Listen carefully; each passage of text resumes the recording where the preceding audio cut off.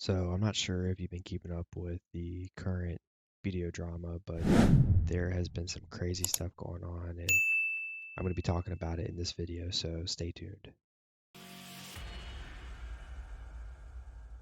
Hey there, welcome to my channel, and today we're going to be diving into a juicy topic. So not too long ago, there was some changes on the global lab that pretty much gave classes a lot more protection, and there was a pretty big uproar. So I'll kind of just show you here the first global patch notes that came out a few weeks ago. Let's see here. So through today's patch, the defense, judgment, and status abnormality of each class has been improved. Essentially just saying that they added super armors to a lot of the classes. And then down here, although this patch is an overall buff, it will have an impact on PvP in particular.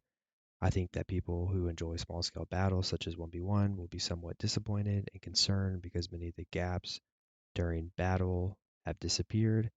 However, we've prepared each class to perform better in various situations, including multiplayer battles, so we ask for your understanding. And so because of this, there was a pretty big uproar, a lot of discussion going on.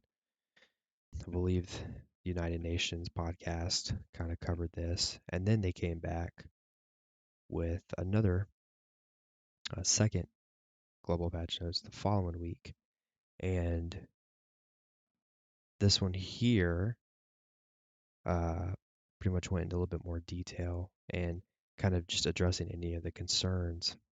So kind of looking at just the top here. So the purpose of the balance patch applied to the lab last week was to increase the grinding stability of classes with poor defense, solve just people dying too easily and dying too quickly in large scale battles. They were considering three different options here. So the first one is to increase the survivability by making defense checks tight, like in the last lab balance where they added a lot of different super armors. But then they would add skills or options that can break through the defense checks. Um, the second method here is to reduce the number of super armors, increase the frontal guards to increase survivability and convenience of grinding, and to increase overall survivability by reducing PvP damage. And then the third one here is to maintain the amount of protections, but give everyone a grab, essentially. And so, three different options. Again, another community kind of outbreak or discussion was going on about this. And so, with this one, this is a pretty interesting change. And honestly, I really don't know what the best choice is here, but I would definitely say that it probably would be best to have a mixture of some of these changes, but not strictly just one.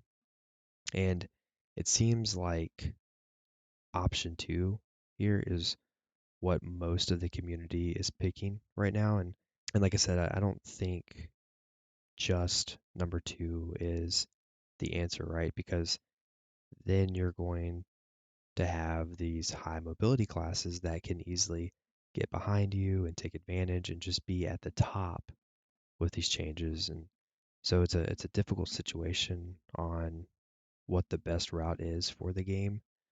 I feel like the next one here, looking at the next one here, I feel like all the classes getting a grab would be nice, but it would just be a major balancing headache, and a lot of classes would need to be toned down with their mobility, which honestly kind of takes the identity out of those classes. And then, change one sounds like a good idea for classes that don't have a grab. And so now, they would have the option to CC a class who may be permanently in super armor, and maybe the skill can have like a 15-second cooldown, like most grabs, and maybe that can work. But they would probably have to again tone down the damage for these non-grab classes, and then this past week here, they had another note came out and pretty much stating that many adventurers from each region have sent their opinions on each plan. Among these, adventurers especially gave a lot of opinions about the second method. As this is a plan that many adventurers have expressed their opinions on, we would like to listen to and review the opinions of adventurers based on this direction and provide updates.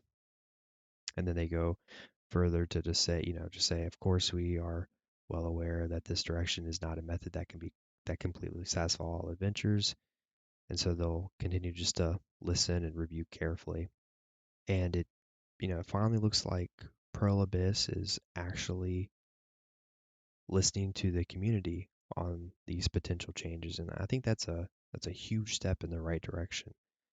Because in my opinion, Pearl Abyss honestly has done a pretty bad job listening to the community, and with the EU and North America, we've always thought that they only listen to the Korean population, but now we know until recently, until the United Nations podcast was created, it seems like PA has not really been listening to any of the player base. So hopefully PA will start to listen to everyone's opinion, and especially the top players in the game, because they are so experienced with the game, like Divios, right? And I think he even made a pretty big document which kind of laid out his thoughts on the PvP changes. But honestly, what would be a really cool aspect that they could easily implement would be like the old school RuneScape community voting system into the game, and then kind of just take polls from each region based on the changes. And I think the community would love that. And if the community picks the change, then it's kind of the community's fault, right? More so than PA's fault, right? But either way, like I said, it's definitely a tricky situation, and not everyone is going to be happy with these potential changes. But I'm personally happy that PA seems to be listening to us, right? And only time will tell if they actually follow through with what they say. But I would love to hear your thoughts on these upcoming changes. What do you think is the best direction, and are you happy that it seems that PA is starting to actually listen to their player base? But with that being said, thanks for watching, and make sure you hit that subscribe button. And I do stream on YouTube at night, so stop by and say hi. But see you next time.